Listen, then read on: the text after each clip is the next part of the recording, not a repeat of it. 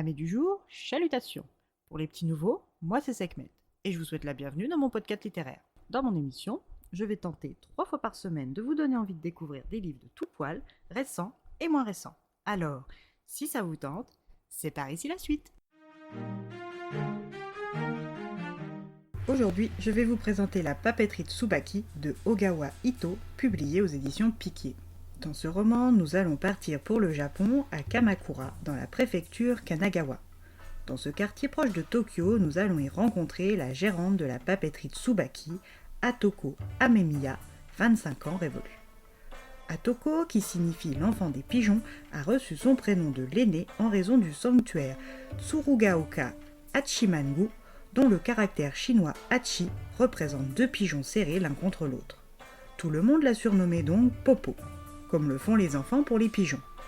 Atoko n'a pas connu sa mère et a été élevée par l'aînée, sa grand-mère, Kashiko Amemiya, et sa tante Tsuchiko, la sœur jumelle de l'aînée. La famille Amemiya est une lignée d'écrivains calligraphes qui remonte, paraît-il, à l'époque Edo, soit le XVIIe siècle. Atoko a pris la relève à la mort de l'aîné, devenant la 11e génération d'écrivains publics. Avec sa grand-mère, les relations ont toujours été tendues. L'aîné n'a jamais autorisé sa petite fille à l'appeler mamie, et elle ne lui a jamais vraiment témoigné son amour ou son affection. Seule la discipline et la rigueur étaient de mise. Pour preuve, à 1 an et demi, Popo savait réciter par cœur le syllabaire tiré du poème Hirota. À 3 ans, elle savait écrire en hiragana. Vers ses 4 ans et demi, elle maîtrisait l'écriture en katakana. Pour ses 6 ans, elle a reçu le droit de tenir un pinceau, son pinceau fabriqué avec des mèches de sa chevelure de bébé, pour la toute première fois. Si sur le coup, Popo s'est sentie heureuse, les longues heures qui ont suivi l'ont refroidie et elle n'était qu'un pâle reflet des suivantes à venir.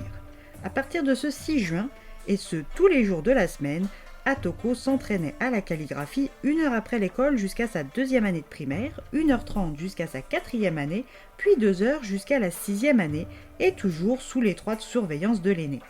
Pour améliorer encore sa pratique, Popo feuilletait le recueil de poèmes Kokinshu, comme ses camarades feuilletaient des livres pour enfants. Cette enfance isolante n'a pas permis à Popo de se faire de véritables amis et n'a fait qu'augmenter chaque année un peu plus son ressentiment envers l'aîné. Jusqu'au jour où, adolescente, tout est ressorti d'un coup. Un flot ininterrompu de reproches et de colère s'échappait de ses lèvres. À partir de ce moment-là, Atoko, qui était jusque-là une jeune fille discrète et docile, s'est violemment rebellée. Dès qu'elle a pu, elle est partie à l'étranger pour faire des études et laisser derrière elle ses apprentissages et sa tyrannique grand-mère. Atoko n'a plus revu son aïeul de son vivant. À sa mort, c'est sa jumelle qui a repris la papeterie, et à sa mort à elle, c'est Atoko qui est revenue habiter cette vieille maison traditionnelle dans les terres. Cela fait 3 ans déjà qu'elle est revenue vivre à la papeterie de Tsubaki, et si à l'époque Edo, les femmes Amemiya faisaient office de secrétaire pour les nobles et les seigneurs, aujourd'hui son travail consiste principalement à écrire un nom sur une enveloppe d'offrande, l'épigraphe d'une stèle ou le patronyme d'un nouveau-né ou même le nom d'une entreprise, la devise d'une entreprise ou une dédicace. Popo se définit elle-même comme la femme à tout faire du pinceau.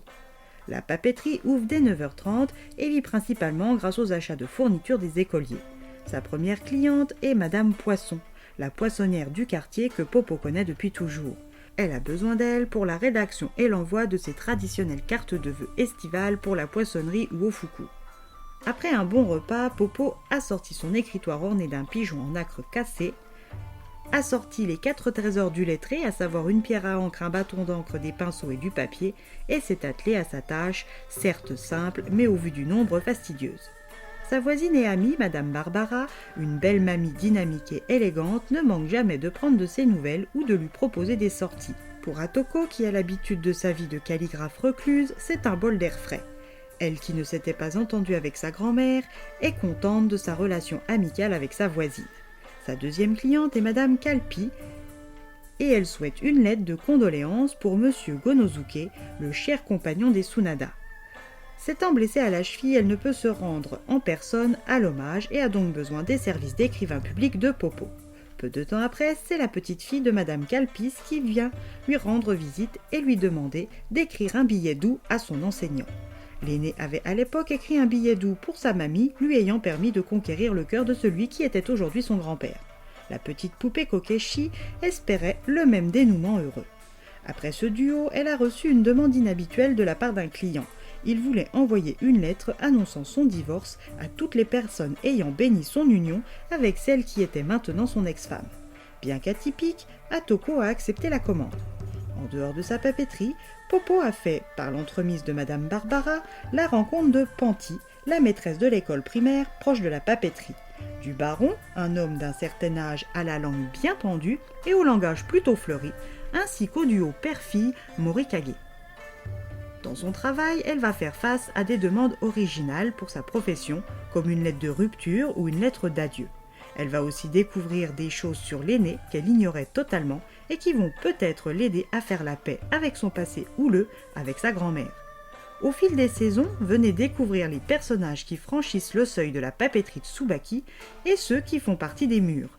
Mais avant d'entamer votre voyage, n'oubliez pas de prendre avec vous un miroir de poche.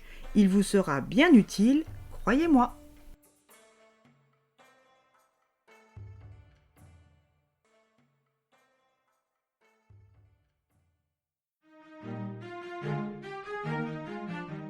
Un roman comme seule Madame Ogawa sait le faire. Un récit serein autour de l'art de la calligraphie qui pourrait vite être ennuyeux sous une autre plume, mais qui prend toute sa dimension poétique sous la sienne. Et bien voilà, j'en ai fini pour aujourd'hui. J'espère que cet épisode vous aura plu et vous aura donné des nouvelles idées de lecture. Si vous souhaitez découvrir d'autres petits bonbons littéraires tout droit sortis de ma bibliothèque, je vous retrouve le jeudi 1er mai prochain pour un nouvel épisode.